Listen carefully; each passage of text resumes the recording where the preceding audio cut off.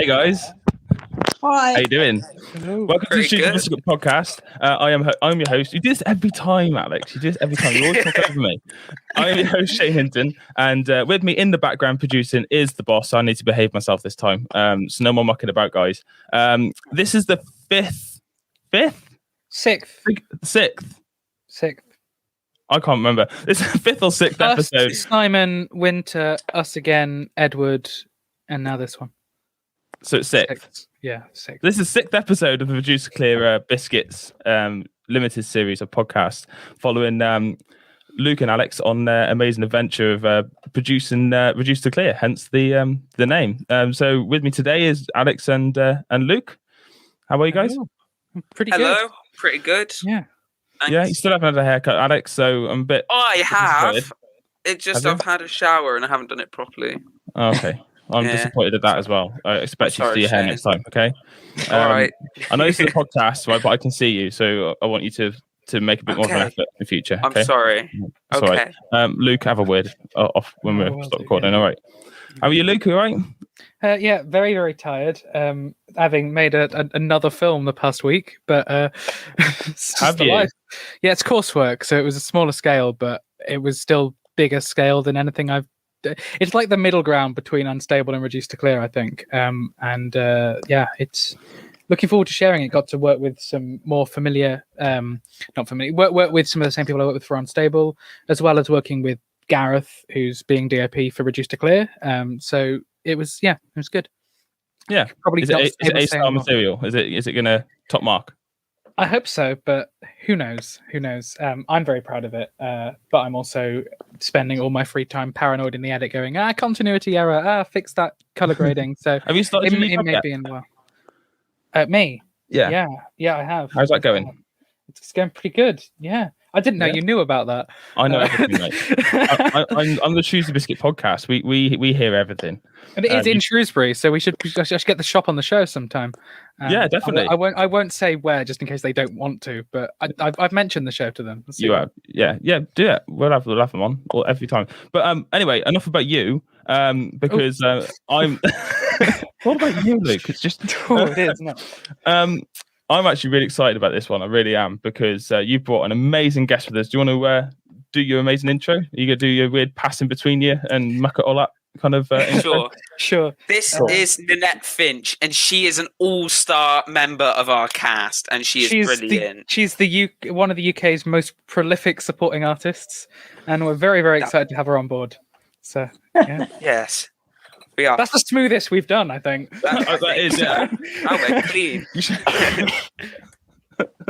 Well, it's nice to be a part of it. I was very impressed with all your organisation and the way you'd managed to get everything together. And I thought, well, somebody that can work that hard and organise that, because I know how difficult it is. You know, it's nice to be able to help them. Yeah. So that's why I joined you. Thank you. We're very grateful for that. Yeah. It's great to have you on board. Do we want to jump straight into like the Easter egg thing? I was just going to say we got brought on board via we brought you on board via a mutual friend, I believe, of Miriam, who gave us your details. And as soon as she'd mentioned Ninette, and I was like, that name seems familiar, and I googled it. I was like, oh my goodness, she's in everything that I love. She's in everything. Because I mean, I think one of your most well-known roles is Derek, and I just love that show so much. And so when even the concept, oh, there we go. Yeah. when even the concept of bringing Ninette on board happened, I was just like, she is perfect for the part that we have. And then she said yes. So yeah. To be honest, but looking at Ninette's reputation, I think she doesn't know the word no. I think that's the problem. I think it's not because she particularly liked you. It's just because she just doesn't know the word no. Gets herself into all sorts of stuff. But Ninette, it's right. You've got a hell of a reputation, right? You've been literally, I mean, what is it, over 1,000 films? Well, You're being modest now. It sounds. I mean, a lot of it is hype. You know, you don't want to believe everything you read. But when you think I've been doing this for over 20 years, so and I was, up until COVID, I was getting perhaps 100 days work a year. So, wow. Some of them were on the same program. Most of them, you only get a couple of days on a program. So, it mounts up. But, there's a lot of people in the business that have done far more than I have. They've been doing it all their life. I only been doing it since I retired. Just something to do. so Ninette, what was young Ninette like? I always ask this because I love to find out, where people started and that sort of find out a bit about their life. So, where did Ninette sort of come from? What did you do when you were younger? Well, I worked in a bank most of my life. Oh wow, okay. But I was always interested in the theatre. I went to the theatre a lot. I did a very little bit of amateur acting. Not really much, but I love the theatre, and it's quite interesting because I went to see the History Boys years ago when it came on at the National. I never dreamed that I'd end up with working with most of the cast that I saw on stage that day. I had no expectation of it at all. Yeah. Wow. Didn't you tell me at one point that you went to like the first performance of Les Miserables? Yes, that's right. That's so cool. In the film. That is at the Barbican. That is incredible. At the Barbican. First, and the list of numbers was a separate printed sheet because I hadn't got it organised by the first night. Wow. That's amazing. So, and then you popped up in the movie. Yes, well, I'm a pink blur at the bottom right-hand corner of one scene. My sister's seen it over 50 times. She probably knows that pink blur. Well, Ninette, if I'm honest, you're in that film. You're in that much more than I am. So I would claim it. So yeah, obviously you say that you started doing this after you retired. You must have seen quite you sort of seen it all, really, haven't you? Like through your life, right from sort of, you've seen the industry change, yes, and transform to what it is now. When I was younger, I couldn't have done it anyway because you had to be a member of Equity, or you had to have somebody that knew somebody who would get you into the union. It was definitely a closed shop. Yeah. But I started in 1999, and anyone can do it now. The trouble is that now there's far more agencies, there's far more people in the business, so the work is spread much thinner. You know. But to be fair though, I would imagine, I was to try and say this as respectively as possible, and please don't take it the wrong way. You kind of got a bit of a niche sort of with swearing being old lady. It's my niche. I come on and I say F off and I leave. But it is a bit of a niche because like somebody who looks like you and presents like you, like I'd assume that the market's not exactly saturated in that. People that look like me, like, they're probably 10 a penny, but yeah, look at that. I'm lucky that I look good in costume. Yeah. I'm sort of I don't know, if you put me in costume, I look as if I belong to it. Yeah. I don't. Have you always sort of been like that? To a fancy dress party. Have you always been always dressing up as a child, and yeah. And it's lovely now because I'm in my second childhood. I can still dress up. That's it. Do it. Absolutely. Yeah. Absolutely. Sleep when you're dead, can't you? That's what I say. You might as well enjoy it now. There's a lovely sort of quote from a Sondheim song which will say, "There's a lot I'll have missed, but I'll not have been dead when I die." That's true. Yeah. Yeah, that's very true. That. So, Ninette, like, obviously you retired, you worked all your life, you've done your bit, and you thought, right, I'm done now, I'm retiring, that's it. Was it almost like immediately after you retired? Did you have a bit of a gap and you're like, right, okay, I'm bored now? I was doing sort of the odd part-time job, and that finished, and I wanted something to do, and my son, he used to do background work at one time, and he said, and I was always, what have you been doing? Where have you been? What was it like? And he said, you should do background work. And I sort of said, he never let me on a film set. He never let me do that.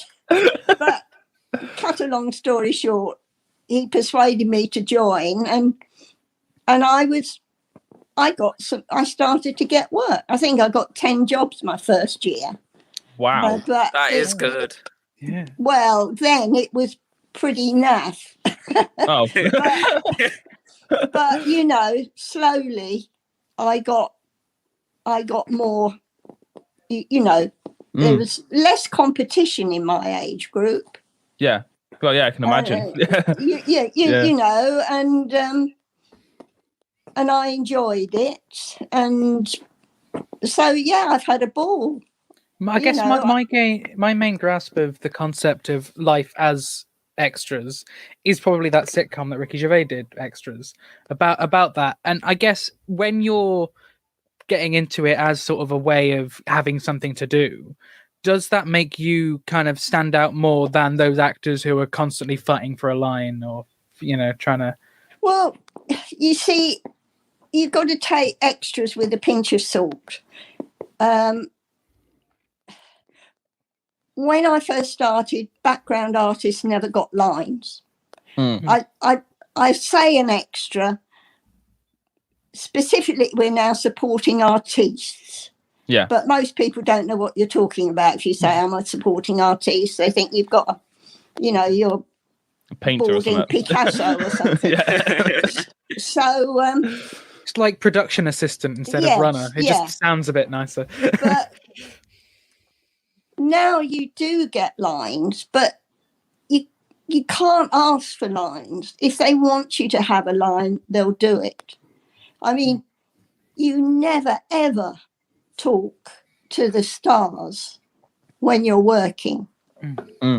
That's poetic license that Ricky Gervais was able to do because it was funny. Yeah. But, if you did it, there was one day and I was working, and I was very lucky. I was working with Michael Caine. And all I was doing was walking up and down the corridor, and he had a spare seat beside him. And while they were changing the lenses, he said to me, would you like to sit down? And I sat down beside him. And he was nice. very nice. And he, I don't say we talked, but he made a few sort of pleasantries. But had I sat down beside him without his invitation, I would have been off the set. Really? Because, I mean, if you work in a big organisation, you don't wander into the managing director's office and start chatting to him and say, oh, how are you today? Sit on his desk and start chatting. I mean, they say out. Yeah. And it's the same, you're really mobile background. Yeah. And that's what you do.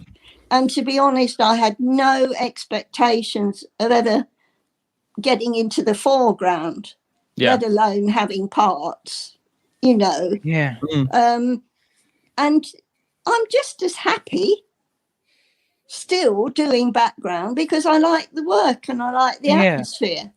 Yeah. I haven't got delusions of grandeur. I don't say, oh, I won't do background now. I don't do as much. And my agent would probably rather I didn't do anything. Do you come across actors like that when you're doing extras work? You seem to, feel as though they deserve better. It's just good fun. Are you still there? Because you all seem very quiet. Yeah, there seemed to have been a freeze from getting glitches. Oh, I thought I bored you rigid. No. It's all right. It's catching up now.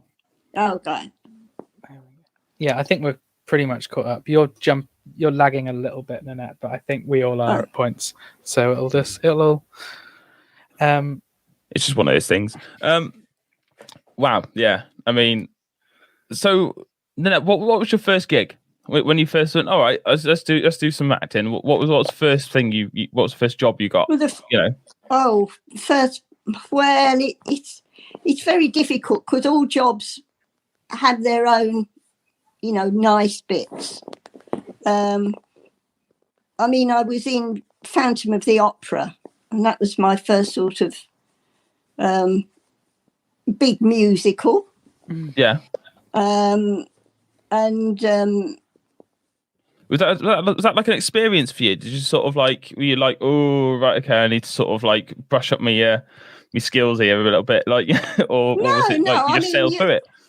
No, you just turn up and do what they ask you to. Really, I think most of it was in the audience, so you're just sitting watching what's going on. It's great, And then I was in a lot of the Harry Potter films, which was, just getting onto the set. It was just it was amazing working on things like that, But I can't say I've got a favourite job or anything, because it's all fun. Everyone's got its own nice points. Well, few of them you would rather forget. I was just about to ask you. All right, let's go the other way then. Which ones? You don't have to if you don't want to. You don't have to tell me. But, no. I mean, something like I did one night shoot where it was sort of below freezing. Oh. And we started at 2:00 in the afternoon and we finished at 4:30 in the morning. Oh. That is cruel. And it was cold. Yeah. In fact, we hadn't actually finished. We went in for a break and the AD looked at me and he said, "Would you like to go home?" And I said, "Yes, please." and when I looked in the mirror, my face, or even my eyeballs were pink with cold. I looked horrible. I don't think I've ever been so cold in my life. Wow. But you forget about it afterwards. It's like the dentist. Once it's over, and it was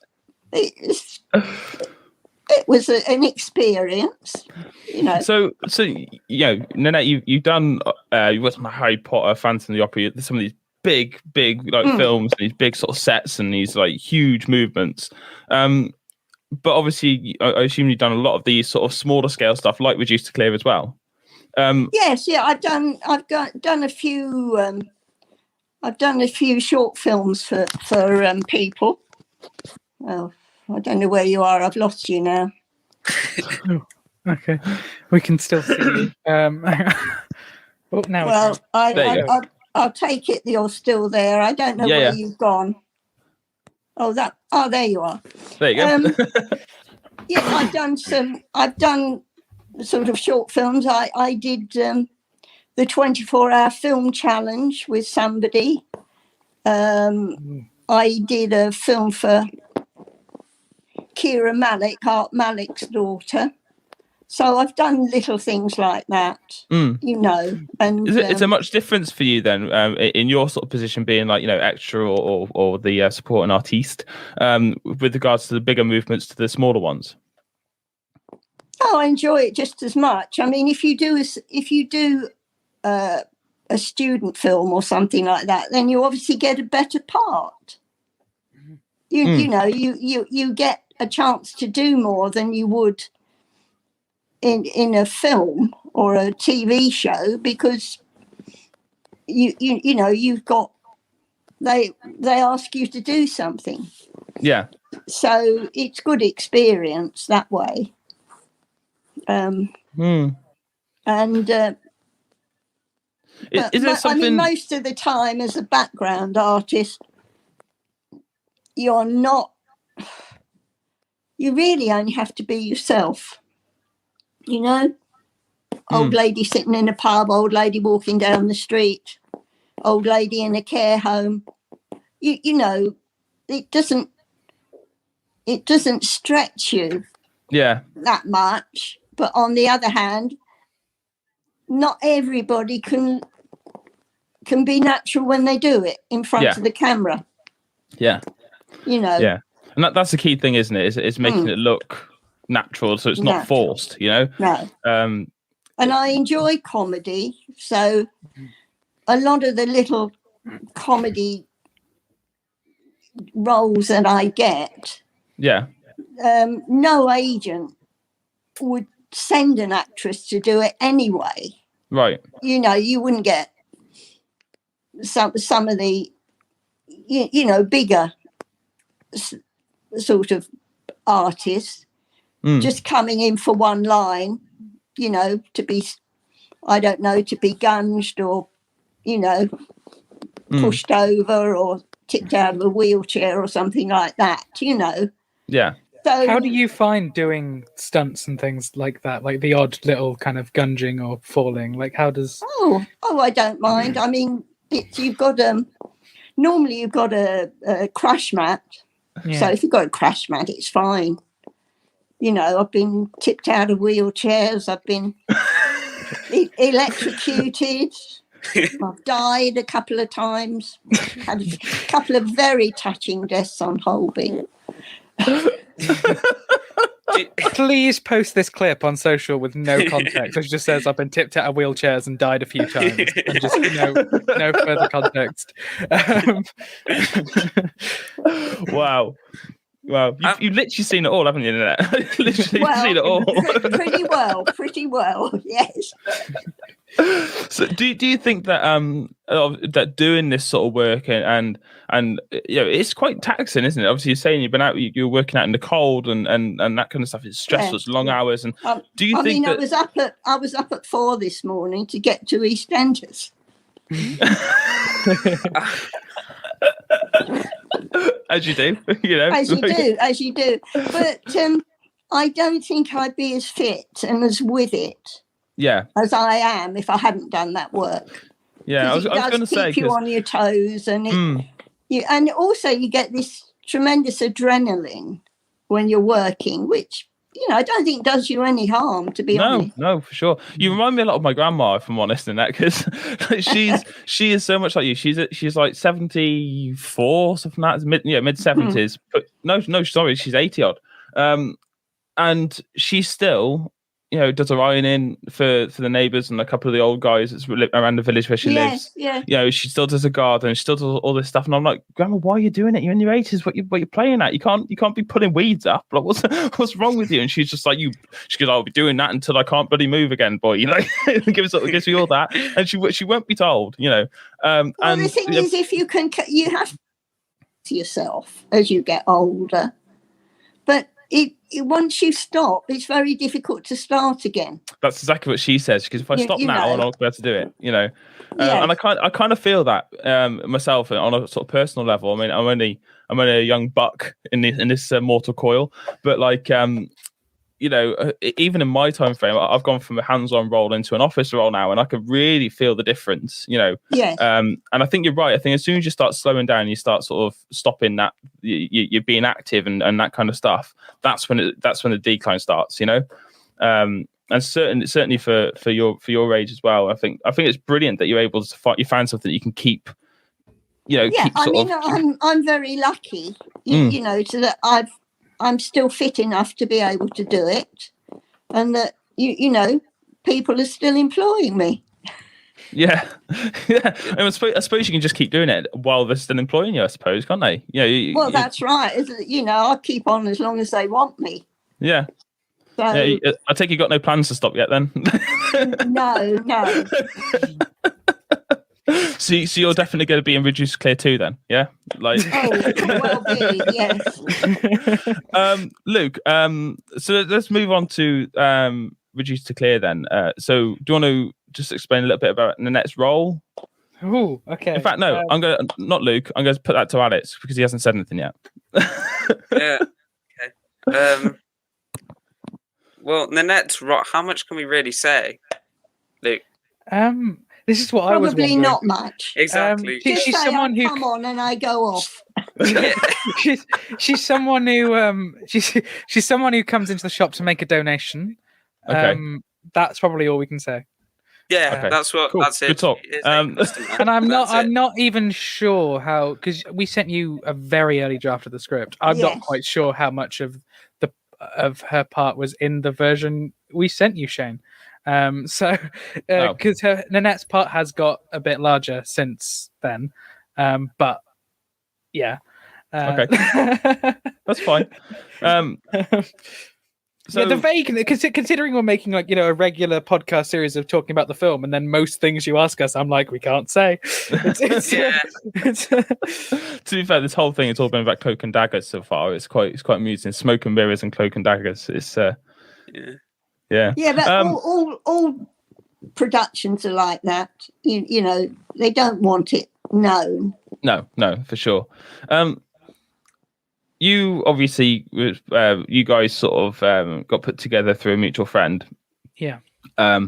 So Luke obviously contacted you, Ninette, and I was just like, "Can you come in my film, please?" You know, it's very small film. He's a young lad. You know, I mean, was it literally the script that sort of drew you to it, or was it just the brass neck that he had to come and ask you straight up, or like? Well. No, but I mean, he was so professional about it, and he got, he knew what he was doing, and I think I know how difficult it is to get a film together, and so yes, it's nice just occasionally to sort of do something and help out. Just slum it a little bit, yeah. Yeah. No, I quite like doing sort of student films because, as I say, you get a bit more to do than normally. Yeah, you would get in general work, and yes, they're quite interesting. There's quite a few on floating about in the ether with me in. Yeah, and it's fun. With you kind of saying that, how often, Ninette, are you kind of flicking through like TV or watching a film and you almost like forget that you've been in it, or you're watching something and you spot yourself? Like, does that happen that you're kind of you're working so regularly that you're just like, oh, there's me? Yeah. The worst sort of incident like that was when my granddaughter went on holiday to the Canary Islands. And she said, I went into the hotel ground and I switched on the television, and there you were saying, I only came in for a packet of rubbers. Which is just what you want your granddaughter to see, isn't it?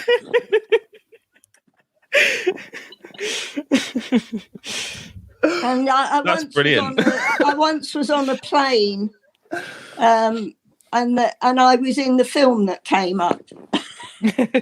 So you just sat there like. I mean, do you often have like moments where people will recognize you out in public and kind of be like, "I've seen you somewhere," but very, very rarely. When Derek was around, I got recognised a couple of times, but not many. I mean, I was on a massive advert on the tube, one of these huge things, and I was standing on the station, and there was me, life, larger than life and twice as ugly, and nobody came up and said, oh, look, that's you, and they were all reading the paper in the tube with me on the on the page, and nobody twigged, because they're not looking for you, are they? They don't expect you to be sitting there. You've got to really fight temptation to not bring that up, surely. Like, it's got to be one of those things where you think, I really want to tell this person that there's me. And was it? No. I think it was Tony Hawk that actually kept. It was a string of. It happened all the time to him, where people used to go up to him and say, "You look just like Tony Hawk," and he'd be like, "Mm-hmm." And he was like, "Yeah, I get that a lot." Yeah. Yeah, because people don't expect to see you. No. So yeah, I mean, I'm a little bit starstruck because, like, as soon as Luke started explaining who you were, and I started doing my own sort of research and googling and stuff, I was like, a bit like Luke's, like, she's been in everything. Like, she's literally been in everything. Alex and I think probably, I'd say maybe something like once every week or so, we'll message each other watching something. We'll be like, I think that's Ninette. And we'll send screenshots. And yeah, I mean, I know I asked you, Ninette, recently about time, because whether it was you or someone who looked like you. It does look like me, and it could well be, but you're so cool how you don't even recognise yourself. I mean, if it's background, sometimes you just go in and you do it, and half the time they change the name afterwards. Right. You know, and I mean, I look at some of the things I've done. I don't remember that at all. Well, the reason About Time is so largely important to me is that last year with lockdown, there's a whole community of podcasts called Movies by Minutes, wherein we analyse films in a minute by minute detail, like dedicate half-hour episodes to a minute of the film. Oh, I see. So we did. Myself and a friend did with About Time. I think we did 2 minutes at a time, and we just obsessed over that film and minute detail, and became so obsessed with every single part of it that it was just so odd that I was watching it a few weeks ago and I was like, never noticed that looks like Ninette could be there in the background. But it's such a wonderful, beautiful film. I've got like Richard Curtis sent me a copy of the script and everything, and it's just there's a corner of my room that's About Time obsessed. So the fact that you may have been in it is interesting to me. Ninette, he's got about 8 copies on DVD. Hang on. I genuinely, I think he needs some help, because nobody needs 8 copies of the same DVD. There was a reason for it, but now I just use them for props. It was when I was doing the show, people kept asking me, where can I watch About Time? And it just got taken off Netflix. So whenever I saw the DVD in a charity shop, I'd buy it. Now it's been put back on Netflix, and I've just got a lot of DVDs of About Time. And see if it rings any bells. Yeah. If you want a DVD, I'll give you one. He's like, please take one of these off me. if I'm boasting, and I don't know if this is actually in there, but I might be in Cruella for 2 seconds. The new Disney. Wow. Wow. I worked on it, but I don't think, Is it disappointing? It was a very, very small role. Right. Is it ever disappointing? Like, do you ever sort of feel a bit put out if you've done like a load of work and they don't actually use the footage? The best work I've ever done is on the cutting room floor. Really? What's this one? I had a scene with Paul Whitehouse in Nurse, and they never used it. And then I did the Tracy Ullman show, and I had a scene with Tracy Ullman. I was in one of her sketches, and they never used the sketch. Oh. And I was gutted about that, because it was such a good part and it was so funny, but they don't use everything. Do they notify your agent when stuff like that happens, or do you just find out? No. Well, no, you find out when it doesn't go out. When it's not there. When you watch it and you're like, oh. Yeah. They did actually tell me about Nurse. They rang me up and said, we're really sorry, but we've cut that. But most of the time, you don't know whether you're going to be there. I never tell people, watch me in this. I always say, you missed me last night on such and such. Because people say, oh, let us know when you're on, but it's fatal. It's like what I said. I think it was on the last episode. Peter Postlethwaite was another one.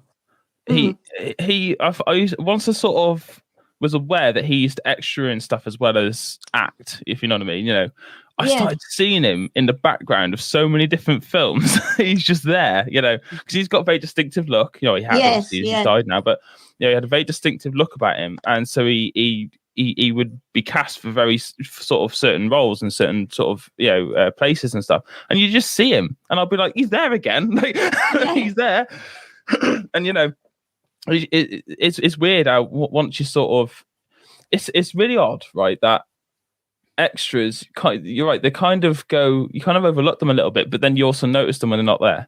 Does that make sense? Like, it kind of, I find that, you know, the extras sort of make the scene, don't they? Like you said, that they're moving background, I mean, you've got to have them there. Yeah. But most of the time, you're getting the actors from A to B. Because, you know, most of the drama takes place between the actors, the main characters, and then they leave the room, or they leave the house, or they leave wherever they are, and you're there to fill in the space. They walk down a corridor, you can see it once. It's a police station, it's an office, it's a restaurant, it's a street. And then, so half the time when you work on a film, you have no idea what it's about, because all the action takes place when you're not there. Yeah. All you're doing is moving them from one scene to the next and setting the atmosphere. You know. Just reading a couple of the comments of Al, who sat in the background. He said, have you ever thought about doing some like Comic-Cons and things like that? I was, at one time it was mooted that I might do a Comic-Con, because I was cast as Augusta Longbottom in Harry Potter.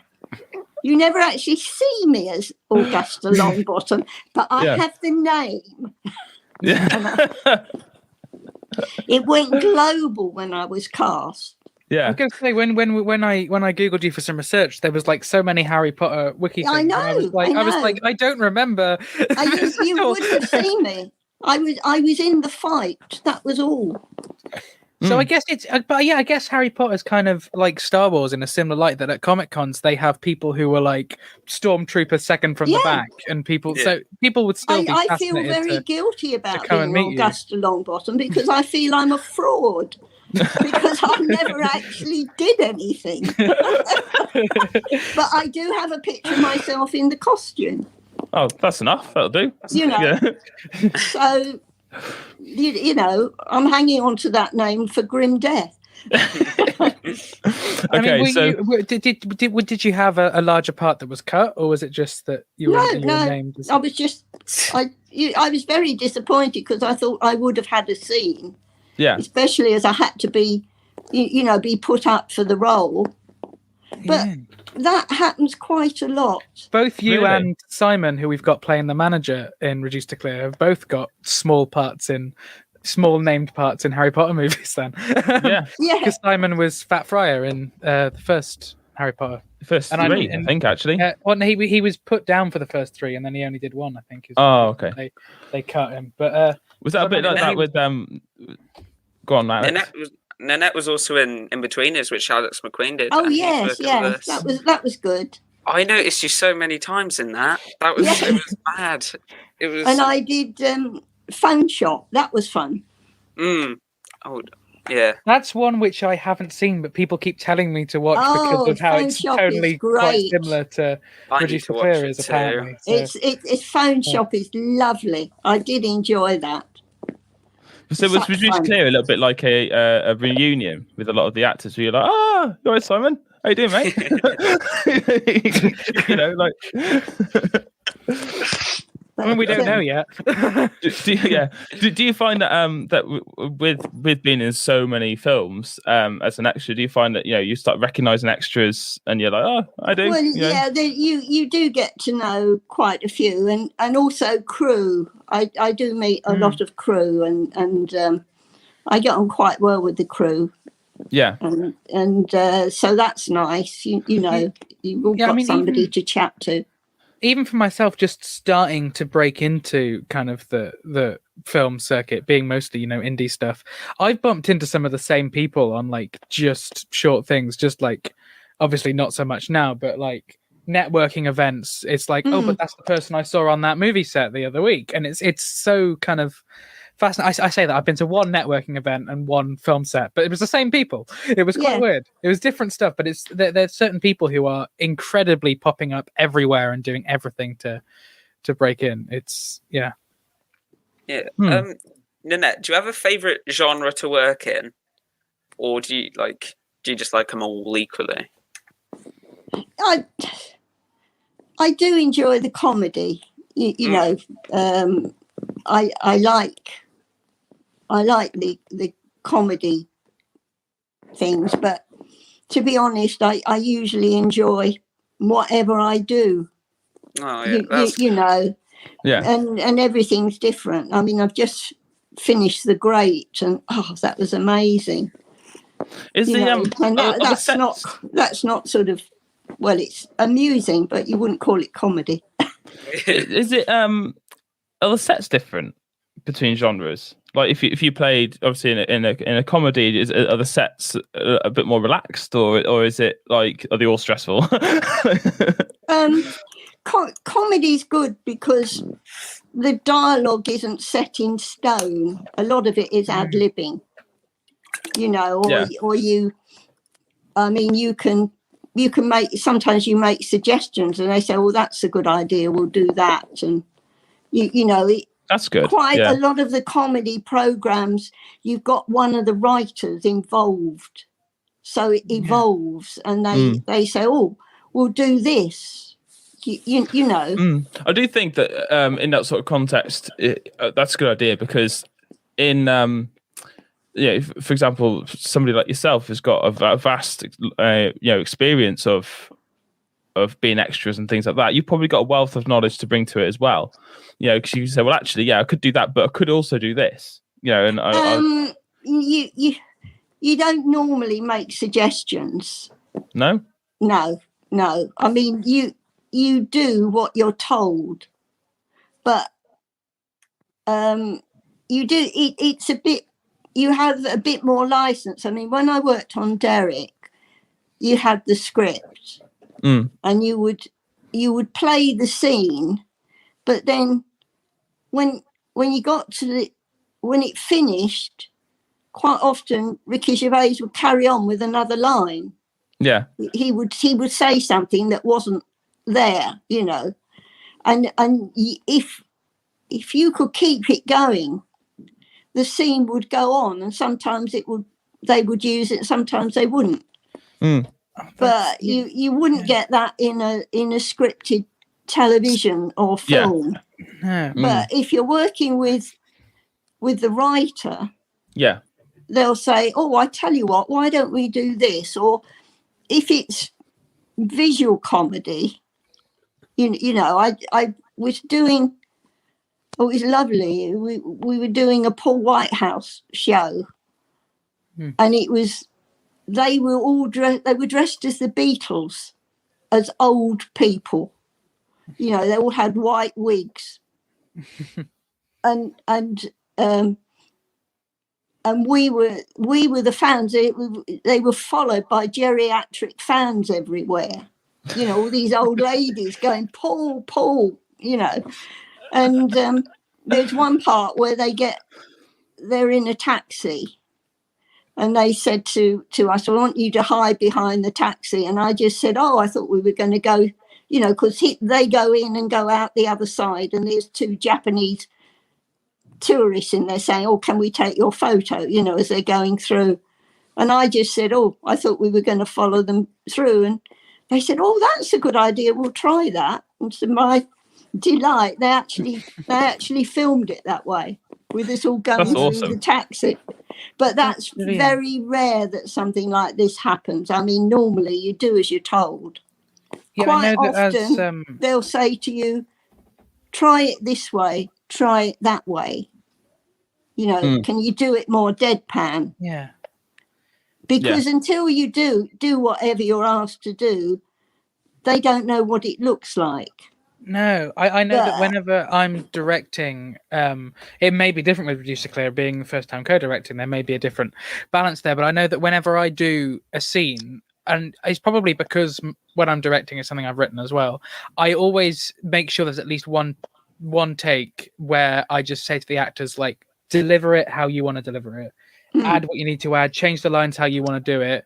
We'll always make sure that we've got your version before I then go into could you do it that way or that way. And then, because otherwise they'd be sat in the edit and thinking, oh, I wish I'd listened to so and so when they'd said that, because this I mean, if it's a scripted television comedy, and normally you're not that important, so you just do it.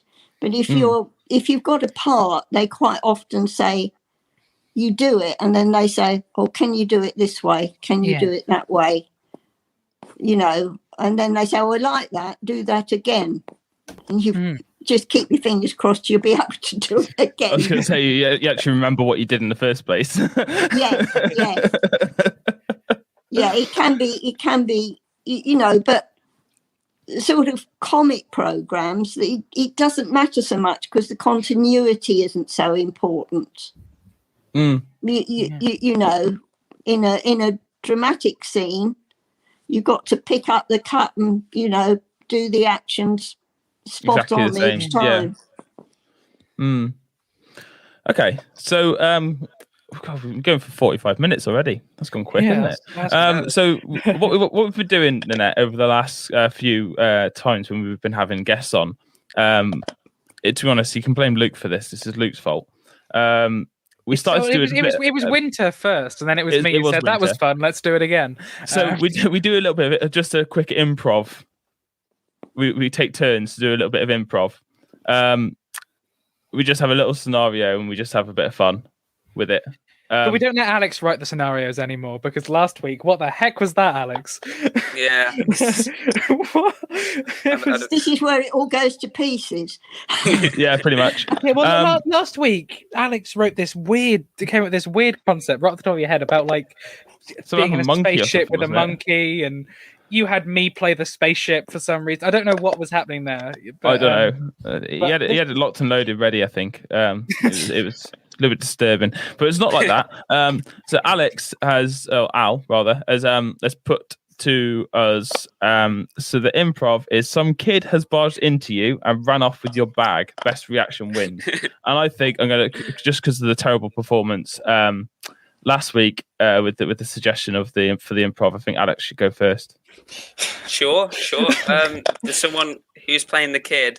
Luke can play the kid. Oh, all right. Okay. What? Go on. I'm nicking your bag. Am I saying anything? Like, am I not just? Nah, just bag nicked. Just budge. Hey, that's not yours. Has my vitamin gummies in it, man. Come on, please. Oh, I'll buy you a new one, or we can do a swapsies or something. Oh, damn, my phone was in there. Please don't text my mom. Kid, bring it back. Kid, I got an interview in 20 minutes. I got to work at a charity shop. Oh, come on. Please, can I have that back? You're not even saying anything. Please. I've gone. He's gone. Yeah, he went ages ago. I can't chase after you. I'm stuck in this room. Oh, please. Oh, whatever.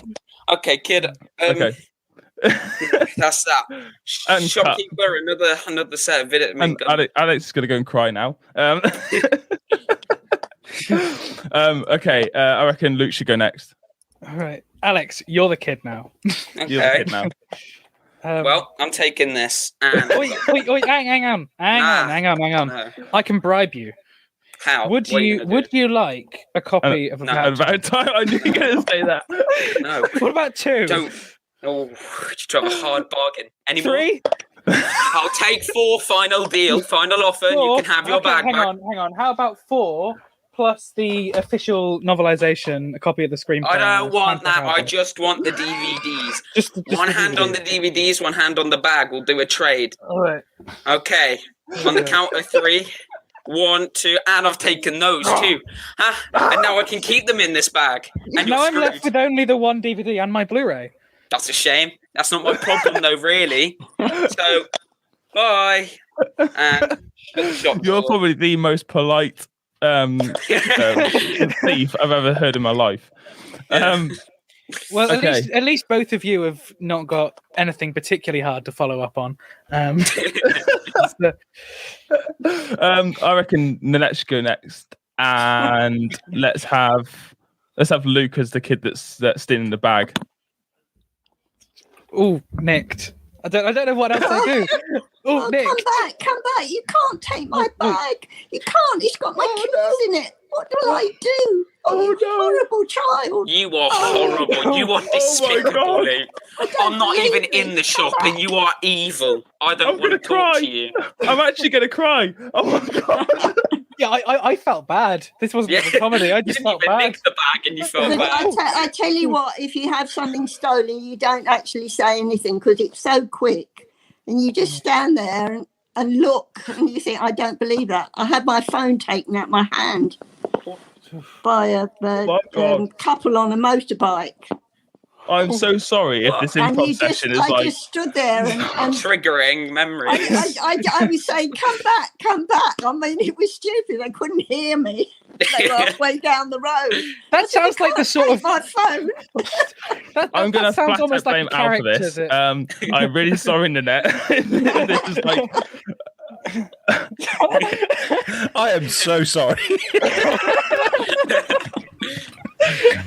Would you like a case of PTSD? Oh dear. I'm very sorry, Annette. Alex, Don't apologise. See, that sounds almost like a character you'd be playing in a film. Is like lady who's mugged from. Oh yeah. I'm not sure if I have been mugged. I can't remember now. There might be a reason for that. Yes, it'll come if I have it. Yeah. I feel awful. Moving on. Okay, so Ninette, what is, if someone, what's your pearl of wisdom when it comes to being an extra? Well, the advice that I was given many years ago, I used to go to the National Promenade productions a lot, which was really just like being an extra because it took place amongst the audience. And I got friendly with one of the actresses there. And she said, when the audience is so close, you can't act, you have to be. And that is very true for television and film acting, not for stage, because stage you have to project. But really, all I ever do is I just put myself in the place of the person, and then I wait to see what happens. A lot of background people make the mistake of working out what they're going to do before it happens. And they religiously do that, even though it has nothing to do, it's completely at odds with the scene that's happening. And you always get a rehearsal. So I don't make up my mind what I'm going to do. I just react to what happens when the dialogue starts. And that way it looks realistic. Yeah. But if you know people and they say, oh, I'm in a pub, so I'll sit here and I'll drink my drink. And they will sit and drink and somebody will run across with a gun and they'll ignore it. But anybody else would look round. They'll be like, what? Yeah. If the director wants you to ignore it, he will say before you start, somebody's going to go through with a gun, but just you're not going to see it. You're going to ignore it.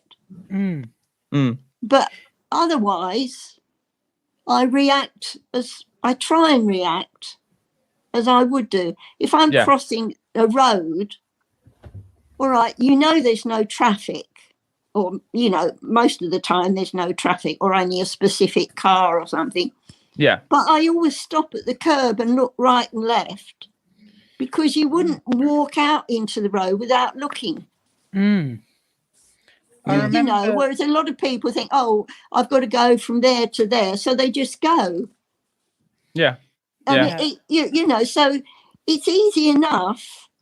I wait to see what the scene is, and then just react as I would as if. I mean, normally you're just a normal person. You're a passerby. You're in the pub. You know. Yeah. And you do what you would do if you were in a pub or you were walking down the street. You'd look in the window as you pass by. You wouldn't just walk straight down the road. You're not robotic, are you? You know, you're gonna look at the sky. If you're walking past shop windows, you would at least glance at one of them. Yeah. You know. Yeah.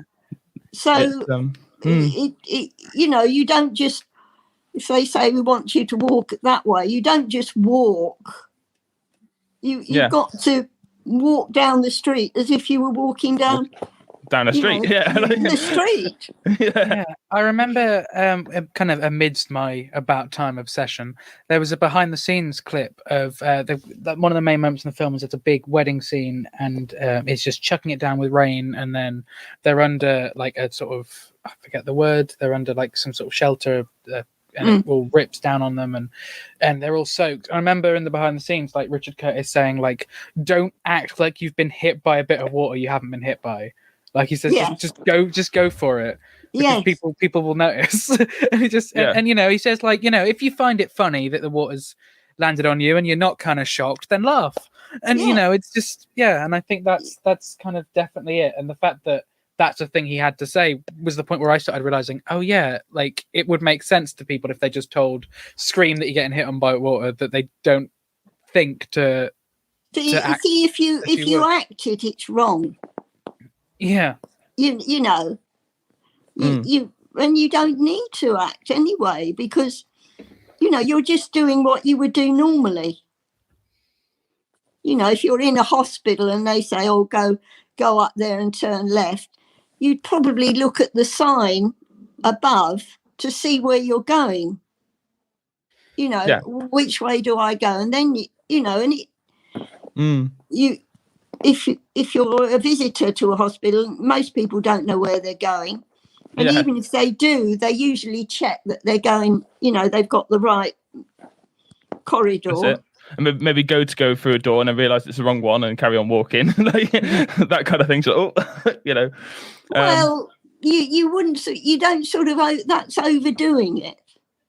Yeah. Okay. Yeah. Okay. Yeah. You know, you don't go, oh, this is the wrong door. Oh, no. Because you've been told but you don't want to draw attention to yourself. No. But you just want to look natural. You know. It's a bit of a skill then, really, isn't it? In some ways. It's not something you just walk in and do. It takes a bit of... Well, it's all right if you use a bit of common sense and just don't try and act. No, there's not much of that in the world. Wherever they plonk you on the set, you know, just react. If you're in a charity shop, you'd be looking at the things on the shelves. Yeah. You know, you might pick something up and look at it. You wouldn't just stand there. Or you wouldn't sort of, but then you wouldn't go mad and wave things about and you know. So, okay, no, that's probably me. I'll probably still do that though. Well, then they just say, "Oh, can you go down the other end of the shop, please, and look at a book?" In the corner. Yes. Where, they're very tactful that way. if you're making a mess of it, or you're you know, distracting from what's the action. Yeah. They just say, "Oh, I think next time you just go over there and see that book, take that book out and look at it," you know.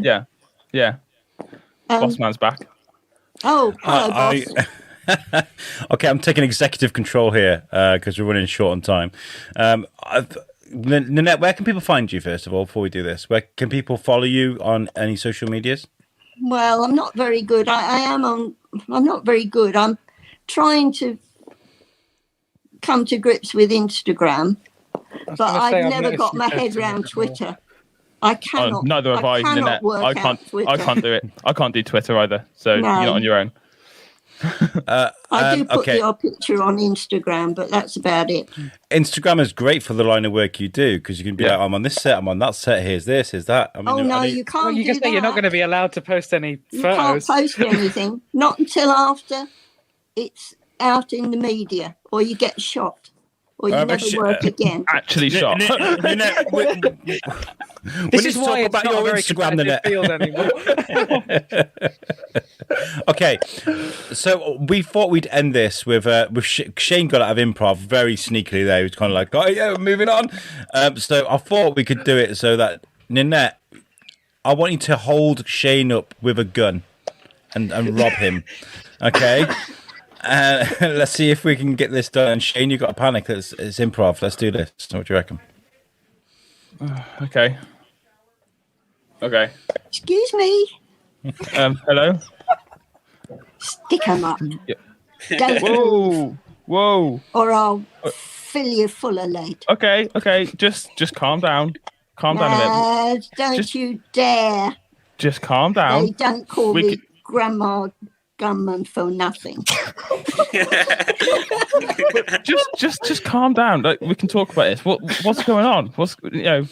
What's wrong? You are the one. You pushed me off that bus, and I recognise you. I've been looking for you for ages. I'm so sorry. I must have been in a rush. There's no excuse. Nobody messes with me.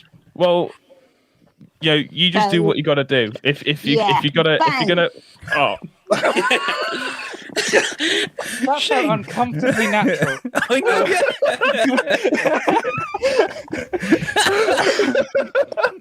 Well, I'm dead now.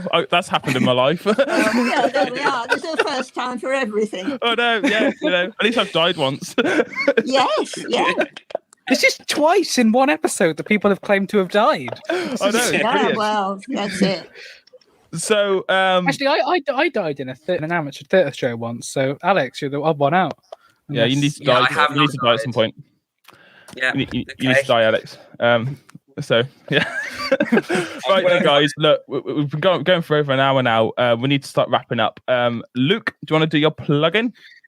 Yeah, sure. I've got one very specific plug that I'm going to make today because this will be next Wednesday, right? So, yes, this is coming out. Okay, so if they think of this plug until Sunday, next Sunday, there's a very special episode coming out of my podcast, the Love Rosie podcast, analysing the film Love Rosie, 5 minutes at a time. Very special episode coming out that I can't say anything about, but just check it out. Cool. Do you not want to do your socials? No, just leave them with that. Oh, we're at Love Rosie Pod on Facebook, Twitter, and Instagram if they want to follow us to be reminded. Okay. Mr. Yousefi. Check out Mr. Middle Films on Instagram, all one word. That's where you'll find me and Luke. Like, that's our little, it's our little joint page where we put everything to do with Reduce to Clear and other stuff. Yeah. That's it. Is that it? And Alex is already laughing at me and he's putting me off. Stop it, Al. So we you need to do voice. There you go. That's Alex's. Thanks, guys. That's my personal Instagram. It's a mouthful, so I just decided not to say it this time. But you've got me covered. So that's Riced by Daylight. Everybody. I had to say it. It's not a biscuit if I don't bring up Riced by Daylight. Exactly. And we have a website too. You can find our content on the website. It's made for us by our friends over at Web Orchard, which is the Shrewsbury Biscuit Podcast.co.uk. All the content should be on there. And if you can't find the content, then drop us a message on Facebook. We're on Facebook, Instagram, and pretty much we're on Twitter. We're on Twitter. Have we even got Snapchat? Have we got Snapchat? We've got Snapchat. No, we haven't got Snapchat. I've been on Snapchat for a year and I can't figure it out. I can't figure it out. Also, I do want to say we are hosting a 24-hour podcast to raise money for Lincoln Davis. That's been held on the 28th of September through to the 29th. Wrong. Damn it. So from 9 a.m. on the 29th of September, I'm going to go live, and then I'm going to finish 9 a.m. On the 30th of September, which is International Podcast Day. We're going to be doing non-stop live 24-hour-long podcast, 12 hours of the Shrewsbury Biscuit and 12 hours of You Suck, which is the other network I have. And the idea is to raise money for Lincoln Davis, which is a local cancer fund here in Shrewsbury. And the idea is to use all of the resources we've gathered around the world to try and help our local community. So we are looking for sponsors and also guests. So yeah, hit us up. Drop us a message. I think there's going to be a form actually on the website, I believe. Stupidly, I forgot to put the slide there for the actual event, but it's a proper sponsored event. Reach are sponsoring us completely. Lincoln Davis are on board. We have a venue. Thank you to Shrewsbury Town and the community for letting us use their Reach Community Hub. We're going to be there for 24 hours. It's going to be amazing. We've already got some amazing guests and things lined up for. So we're after donations. If you can donate something that we can auction off. We're also selling sponsored hours, so like we can do like this hour is brought to you by Ding, and we're selling that from a minimum of £50 donation. £50 if you want to trick us a bit more, you can do, but minimum £50 donation. All going to charity, every single penny. And of course, if you're short of guests, we can do a post-filming Reduced to Clear Biscuits catch-up, maybe. Yeah, we need a reduced to clear live. I think we definitely need to do that. Mm-hmm. Yeah, definitely. And I think that's it, isn't it, boss man? Good. Happy?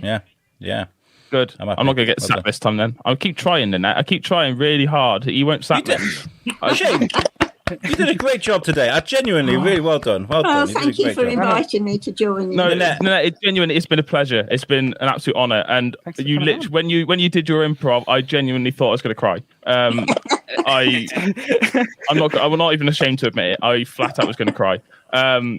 You're an amazing woman, and you remind me so much of my grandma. I want you to be my other grandma. So. God, my daughter keeps. I've got quite a few people that call me Nan now, and she keeps saying, "Where are all these grandchildren coming from?" My grandma's everyone's grandma. It's not grandma, it's grandma. So like she's everyone's grandma. You should start doing Nan application forms, Ninette. Yeah. Yes. Fill them out. But guys, thank you for bringing Ninette on as well. Thanks, Luke and Alex. Thanks, Ninette, for agreeing. Yeah.